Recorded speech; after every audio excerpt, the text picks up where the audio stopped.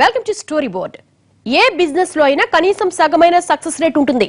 Success rate తక్కువగా ఉన్న ఏ వ్యాపారంలోకి అడుగు పెట్టాలని ఎవ్వరూ అనుకోరు. కానీ ఒక్క టాలీవుడ్ హిట్ రేట్ 5% కూడా లేకపోయినా అందులో వెలిగిపోవాలని ఉవ్విళ్ళూరే వాళ్ళు కోకొల్లలు. ఇంతకీ టాలీవుడ్ సక్సెస్ రేటు ప్రతి ఏడాది ఎందుకింత దారుణంగా పడిపోతోంది? కాలం ముందు వరకు నాకు నేను తెలుసులే, ఇప్పుడేమో నన్ను నేనే మర్చిపోయా అస్సలే. ఎందుకంటే ఎప్పుడైనా కంటి నిండా నీ కలే. పేరు పెట్టి నన్ను పిలిచిన పట్టనట్టు ఉన్నా, చుట్టు తిప్పనన్నా ఎవరలా తట్టి లేపుతున్నా. నేనని ఉన్నానని గుర్తుంటదే ఎప్పుడేం చేస్తున్నా. లెచ్చలో ఎక్కడికో నన్ను లెచ్చలో. దేనికైనా కాలం కలిసి రావాలి, కానీ లాస్ట్ ఇయర్ టాలీవుడ్ కి ఏమాత్రం కలిసి రాలేదు. 2015లో ఇండస్ట్రీని ఊపేసే సినిమాలు రెండొచ్చినా మొత్తం హిట్ రేట్ మాత్రం 4.5% కన్నా తక్కువే ఉంది.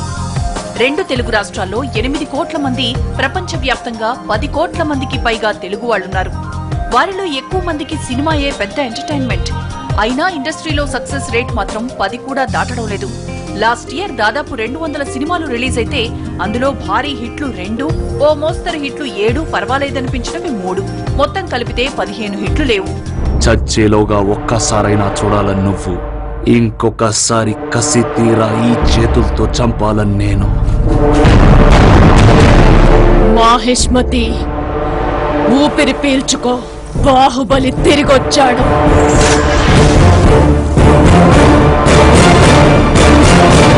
ఇక 2016లో బిగినింగ్ దగ్గర నుంచి అంతా పర్వాలేదనిపించినా సమ్మర్లో మాత్రం భారీ డిజాస్టర్లే ఇండస్ట్రీకి కేరాఫ్ గా నిలిచాయి. సమ్మర్లో భారీ అంచనాలతో రిలీజ్ అయిన సినిమాలన్నీ బాక్సాఫీస్ దగ్గర బోల్తా కొట్టాయి.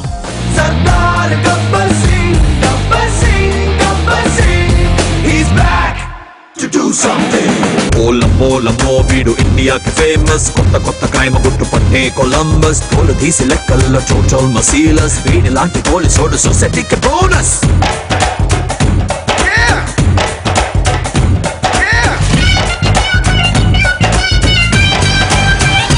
మెగా ఫ్యామిలీ మరో హీరో సరైనోడు కూడా అంత పాజిటివ్ టాక్ తెచ్చుకోలేకపోయింది. ఒకప్పుడు 100 రోజులు 200 రోజులు ఆడే సినిమాలుండేవి. కానీ ఇప్పుడు మొదటి వారంలోనే డబ్బు చుట్టేయాలన్న ఆలోచనలతో సినిమాలు తీస్తున్నారు. ప్రేక్షకుడి మౌత్ పబ్లిసిటీ జనంలోకి వెళ్లేలోగానే కలెక్షన్లు రాబట్టుకోవాలని ప్లాన్ వేస్తున్నారు. ఎక్కడి వరకు ఎందుకు, లాస్ట్ ఇయర్ రిలీజ్ అయిన బ్రూస్ లీకి ఫ్లాప్ టాక్ వచ్చింది. 37 కోట్ల బడ్జెట్ తో తెరకెక్కిన ఈ సినిమా మొదటి 10 రోజుల్లో ఆ మొత్తం వసూలు చేసుకుంది. బుజ్జి బుజ్జి భూగోళం ఉల్టా పుల్టా అయిపోయేదే, నీకు నాకు లవ్ సెట్ అయిపోతుంటే. నీలి నీలి ఆకాశం పట్టాపట్టు ప్లస్ అయ్యదే, నీకు నాకు వడ్డంగా బజ్జుంటే. ఈ సిద్దరు చూపుల్లో, ఈ అత్తరు ముద్దుల్లో, నా సెల్లి సిగ్గే చికట్లోకి సైడ్ అయిపోతంటా. ఈ చిక్కల్ రెక్కల్లో ఏ పక్కల్ పరిచేస్తా, నా సింగిల్ రంగుల్ బటర్ఫ్లై నువ్వుంటా. చిరుతల్లే నువ్వు ఏం చేసుకున్నా, చిరునవ్వే చిందించే నీ చికిత నేనేనంట. మెగా మెగా మెగా మీటర్ నీలో ఉంది మెగా. ఇలా చాలా పెద్ద హీరోల సినిమాలన్నీ ఫస్ట్ వీక్ కలెక్షన్ల మీదే బతికేస్తున్నాయి. హీరోలకున్న క్రేజ్ ను బేస్ చేసుకుని పబ్బం గడిపేసుకుంటున్నాయి. ఇది గత 2 దశాబ్దాలుగా టాలీవుడ్ లో జరుగుతున్న తతంగమే. కాకపోతే ఈ మధ్య కాలంలో ఈ పిచ్చి పీక్స్ కు చేరుకుంది.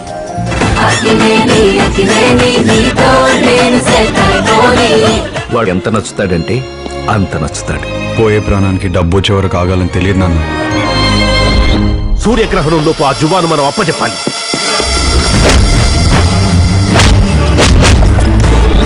In 1 month, Jua should be in my hands. నేను తీసుకొస్తాను. నిజానికి ఏ ఇండస్ట్రీలో అయినా సినిమాకి కథే హీరోగా ఉండాలి.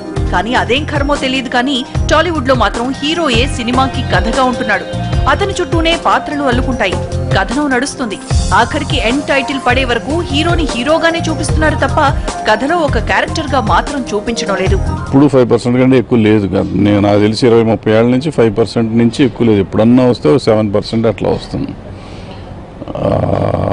నెంబర్ ఆఫ్ ఫిల్మ్స్ ఎక్కువ అవుతున్న కొద్దీ పర్సంటేజ్ తగ్గుతుంది. అంటే యాక్చువల్గా ఓ 10 ఫిల్మ్స్ ఉంటాయి జనరల్గా, హిట్ అయ్యి కానీ యావరేజ్ కానీ కాస్ట్ కవర్ అయ్యి కానీ సూపర్ హిట్లు కానీ కలిపి 10 సినిమాలు ఉంటాయి సంవత్సరానికి. ఎప్పుడైనా కానీ 10 నుంచి 12 సినిమాల మధ్య ఉంటాయి. వేరీస్ అప్పుడప్పుడు. సో అది ఇప్పుడు నెంబర్ ఆఫ్ ఫిల్మ్స్ పెరిగినాయి కాబట్టి 5% అయింది. 200 సినిమాలు పైన రిలీజ్ అవుతున్నాయి కాబట్టి ఇప్పుడు 5%కి వచ్చింది. ఇంతకుముందు 10% లాగా కనపడేది, ఎందుకంటే అప్పుడు 100 సినిమాలు రిలీజ్ అయ్యాయి కాబట్టి. ఇలా మన సినిమాలన్నీ హీరోల చుట్టూ తిరిగినంత కాలం టాలీవుడ్ లో సక్సెస్ రేట్ 10 దాటడం కష్టమనే చెప్పుకోవాలి. ఇప్పుడు అవసరం ఉన్నా లేకపోయినా హీరోయిజాన్ని ఎలివేట్ చేయడానికే కథలు రాస్తున్నారు. ఈ ట్రెండ్ కి రచయితలు కూడా అలవాటు పడిపోయారు. ఒకప్పుడు మంచి కథ రాసి దానికి హీరోని ఎంచుకునే వాళ్ళు కూడా ఇప్పుడు హీరో ఇమేజ్ ని బట్టే కథలు రాస్తున్నారు. రకరకాల ఛానల్స్ వల్ల కలెక్షన్స్ తక్కువైన మాట వాస్తవం. ఇదివరకు రోజుల్లో అంటే కనుక 4 రకాలుగా ఉండేవి. Super hit, average, above average అని ఉండేది. ఇప్పుడు అట్లా లేదు. 2 హిట్, ఫ్లాప్ 2 ఉన్నాయి ఇవాళ. అందువల్ల సక్సెస్ రేట్ మొత్తం తగ్గిపోయింది. బాగుంటే హిట్, బాగాలేకపోతే ఫ్లాప్. యావరేజ్ లేదు ఇవాళ. నో ఆప్షన్, నో ఎక్స్క్యూజ్ ఇవాళ ఆడియన్స్ దగ్గర నుంచి. ఇక ఇది మరో మెట్టెక్కి కథలు కాస్త హీరోల నుంచి కాంబినేషన్ల మీదకు మళ్ళాయి. ఫలానా డైరెక్టర్, ఫలానా హీరోల కాంబినేషన్ దొరికితే చాలు ఆ కథ ఎలా ఉన్నా పట్టించుకోవడం లేదు. నిర్మాతలు అప్పో సప్పో చేసి డబ్బులు తెస్తే సినిమాలు తెరకెక్కించాక ఆ సినిమా కాస్త ఆడకపోతే చివరికి నిర్మాతకు, డిస్ట్రిబ్యూటర్లకు, బయ్యర్లకు మిగిలేది చేతికి చిప్పే.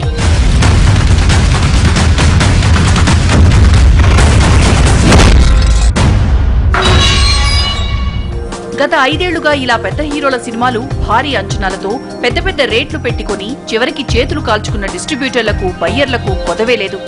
ఎక్కడి వరకు ఎందుకు, రీసెంట్ గా ఓ పెద్ద హీరో సినిమా విషయంలో ఇదే జరిగింది. భారీ అంచనాలతో కొన్న ఆ సినిమా కాస్త ఫ్లాప్ అయ్యేసరికి డిస్ట్రిబ్యూటర్లు కాస్త డీలా పడిపోయారు. నా కాకి చొక్కాని రంగుల్లో ముంచావే,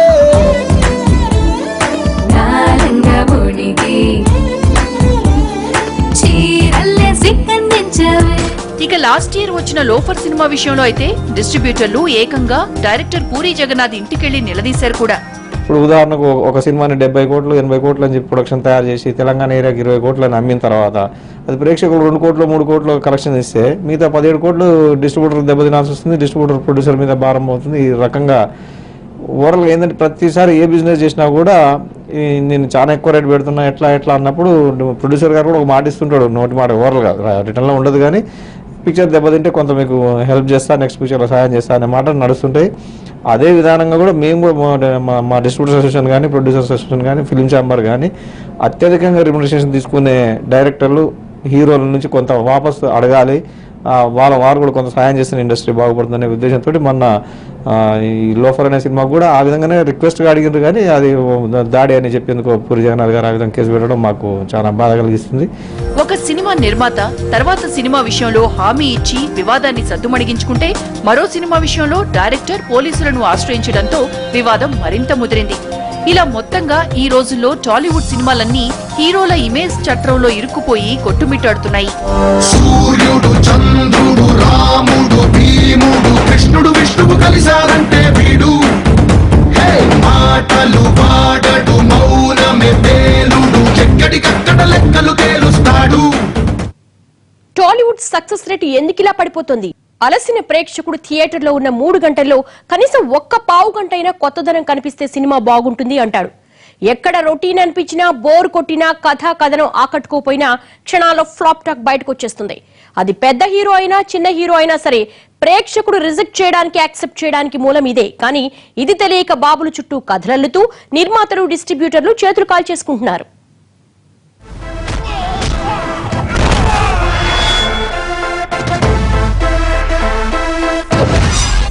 నాకు కొంచెం తెక్క ఉంది, కానీ దానికి లెక్క ఉంది.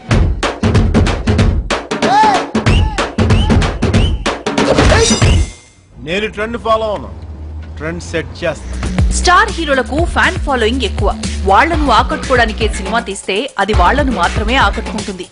ఇమేజ్ చట్రాల నుంచి బయటకు రాకుండా వాటిల్లోనే ఇరుక్కుపోయి కొత్త కథను కూడా మూసలో పోసి తెరకెక్కిస్తే చివరికి సీన్ చిరిగిపోతుందని రుజువు చేసిన సినిమాలెన్నో ఉన్నాయి. తెలుగులో సినిమా అంటే కత్తులు, రక్తపాతాలు, పగలు, ప్రతీకారాలు, తొడలుగొట్టుడు, సుమోలు పేల్చుడు అన్న ఫార్ములా 2 దశాబ్దాలుగా రన్ అవుతూనే ఉంది. దీనికి కంఫర్ట్ వేయకమంటావా? ఈ ఫార్ములా వర్కౌట్ అవ్వదని తెలిసినా తెలిసి చాలా మంది పెద్ద హీరోలు అదే తప్పు చాలా సార్లు చేస్తూ వచ్చారు, చేస్తున్నారు కూడా. ఎక్కడి వరకు ఎందుకు, టాలీవుడ్ లో సీక్వెల్స్ హిట్ పర్సెంటేజ్ చాలా తక్కువ. అయినా సరే ఒక్క హిట్ సినిమా మార్కెట్ ను బేస్ చేసుకుని భారీగా దాని సీక్వెల్ తెరకెక్కించి చేతులు కాల్చుకున్న సందర్భాలు చాలానే ఉన్నాయి. ఒక్కడివేం చేయగలవు? ఒక్కడినే ఎక్కడికైనా ఇలాగే వస్తా, ఇలాగే ఉంటా, జనంలో ఉంటా, జనంలా ఉంటా. సినిమా అంటేనే entertainment, thrill, action, melody, drama ఇలా నవరసాలు కలగలిపి ఉండాలి. సినిమాలో హీరో పాత్ర ఉండాలి కానీ నటీనటులు ఉండకూడదు. కాదని హీరోయిజాన్ని ఎలివేట్ చేయాలని చూస్తే ఫ్యాన్స్ సంబరపడొచ్చేమో కానీ ప్రేక్షకులు మాత్రం ఫీల్ అవుతారు. ఇక సినిమా ఏమాత్రం అటు ఇటైనా నిర్మాత మాయమైపోవాల్సిందే. ఈ రోజుల్లో ఓ చిన్న సినిమా ఫ్లాప్ అయితే ఆ నిర్మాత మళ్లీ కనిపించడం లేదు. సో ఆ హీరో పొటెన్షియాలిటీ అంతా తెలుసుకుని కదా కొనుక్కోవాలి. వీళ్ళు పొటెన్షియాలిటీ తెలుసుకోకుండా కొనుక్కుని పోయినాయి అంటే ఎవడ బాధ్యుడు దానికి? ఇప్పుడు బాహుబలి 500 కోట్లు చేసింది కాబట్టి 500 కోట్లకి నేను కొనుక్కుంటాను, ఎవరిదో సినిమాను కొనుక్కుంటానంటే బాహుబలికి వచ్చే వాల్యూ ప్రతి సినిమాకి రాదు. శ్రీమంతుడికి ఉన్న వాల్యూ ప్రతి సినిమాకి రాదు. శ్రీమంతుడు 100 కోట్లు చేస్తే పక్కనోడి సినిమా 100 కోట్లు కొనాలని మనం అనుకోవడం తప్పు. పక్కనోడి సినిమా ఎంత చేసింది, ప్రీవియస్ ఫిల్మ్ ఎంత చేసింది, దానికంటే ఒక 10% తగ్గించుకొని తీసుకోవాలా హిట్ సినిమాకి. ఫ్లాప్ అయితే ఏమవుతామని ఆలోచించుకోవాల్సింది బయ్యర్లు. అందుకని వాళ్ళు ఆలోచించకుండా కొనుక్కొని పోయిందంటే ఎవరు బాధ్యులు? వాళ్ళు కదా ఎగబడి కొంటున్నారు. దీనికి తోడు ఇప్పుడు కాంబినేషన్ క్రేజ్ కూడా కొంపముంచుతోంది. గతేడాది వివి వినాయక్ స్టార్డమ్ ను, అక్కినేని వారబ్బాయి అఖిల్ క్రేజ్ ను కంబైన్ చేసి తెరకెక్కించిన సినిమా చివరికి దర్శక నిర్మాతలకు చుక్కలు చూపించింది. ఈ దెబ్బ నుంచి బయటపడ్డానికి ఆఖరికి ఆస్తులు కూడా అమ్ముకోవాల్సి వచ్చిందంటే పరిస్థితి అర్థం చేసుకోవచ్చు.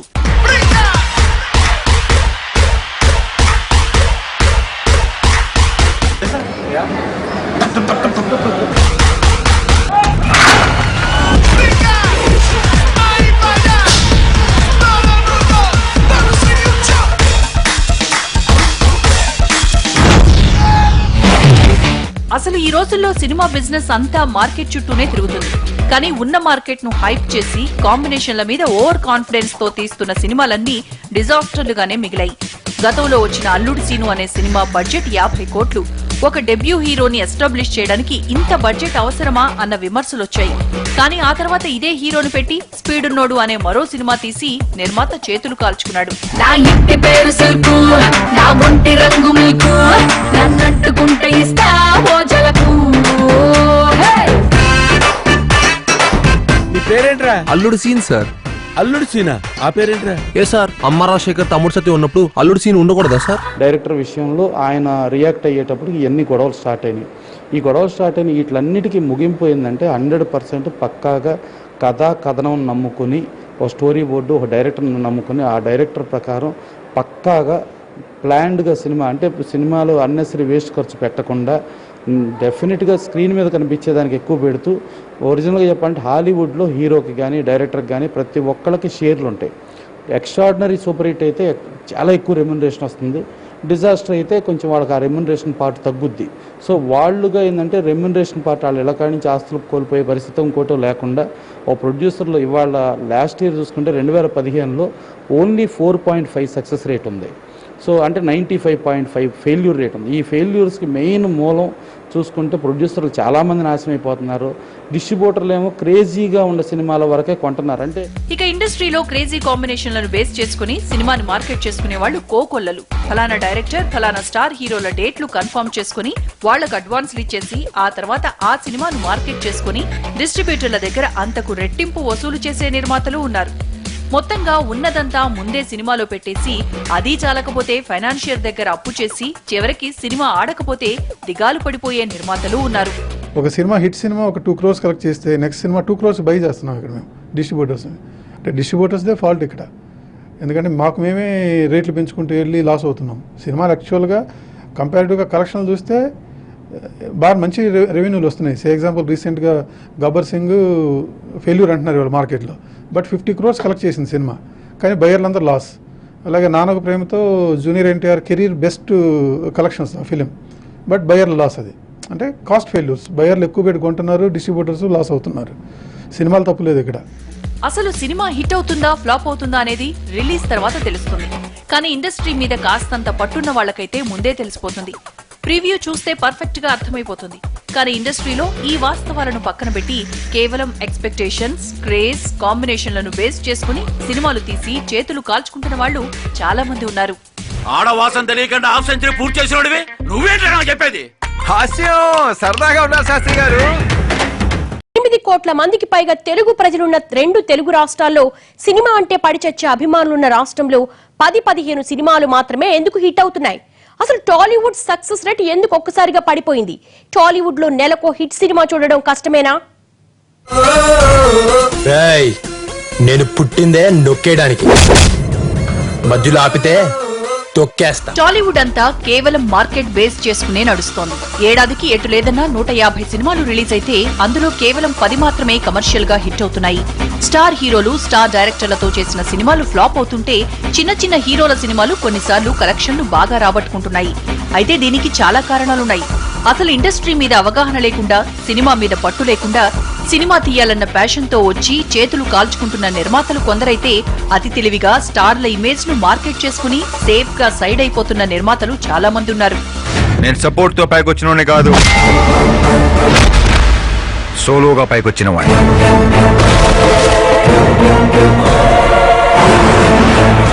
ఇంకా చెప్పాలంటే టాలీవుడ్ లో ఇప్పుడు రెగ్యులర్ డిస్ట్రిబ్యూటర్లు పూర్తిగా కనుమరుగైపోతున్నారు. ఎప్పటికప్పుడు ఏదో బిజినెస్ లో వచ్చిన డబ్బును సినిమాల్లో ఇన్వెస్ట్ చేద్దామని వచ్చేవాళ్లే ఎక్కువగా ఉన్నారు. ఎన్ఆర్ఐలు, బిజినెస్ మ్యాన్లే ఎక్కువగా ఇందులో అడుగు పెడుతున్నారు. తీరా సినిమా కొనేసిన తర్వాత అది ఫ్లాప్ అయితే లబోదిబోమంటున్నారు. మరికొందరు ఇలా కాదని ఏకంగా హీరో, డైరెక్టర్లు, నిర్మాతల దగ్గరికెళ్లి వాస్తవాలు చెప్పి ఎంతో కొంత తమ నష్టాన్ని రికవరీ చేసుకుంటున్నారు. కరెక్ట్ గా చెప్పాలంటే 1 కోటి 2 కోట్ల సినిమాలు కొనే స్తోమత 3-4 కంటే ఎక్కువ లేరు.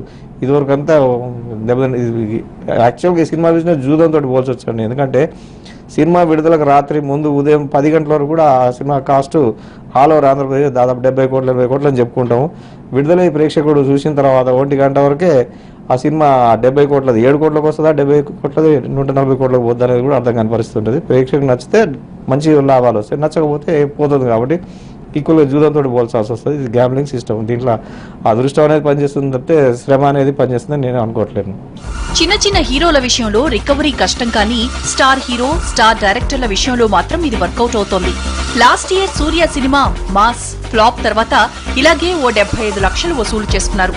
తమిళ స్టార్ డైరెక్టర్ లింగుస్వామి నుంచి కూడా ₹1 కోటి రాబట్టుకున్నారు. అంతెందుకు super star Rajini flop movie Lingaa డిస్ట్రిబ్యూటర్లు కూడా ఇదే రూట్ లో అడుగులేసి నష్టాన్ని పూడ్చుకున్నారు. కానీ ఈ ఫార్ములా పెద్దగా టాలీవుడ్ లో వర్కౌట్ అవ్వడం లేదు. నా పేరు లక్ష్మి సార్. అయ్యో, ఇది ఆడపిల్ల కాదమ్మా. నీ ఇంజిన్ పెట్టలా నువ్వు బుస్ అంటున్నావు?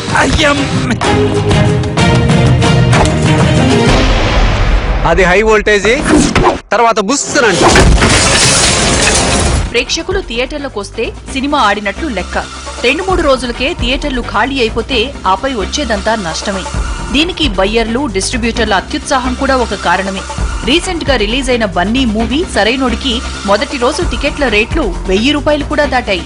థియేటర్లు కూడా అలాగే నిండాయి. కానీ తన జీతంలో నెలకు ₹1000 పెట్టి 4-5 సినిమాలు చూసే సామాన్యుడు ఇలా ఒక్క సినిమాకే ₹1000 ఖర్చు చేసేస్తే ఆ తర్వాత అతను సినిమాకు వెళ్లడం లేదు.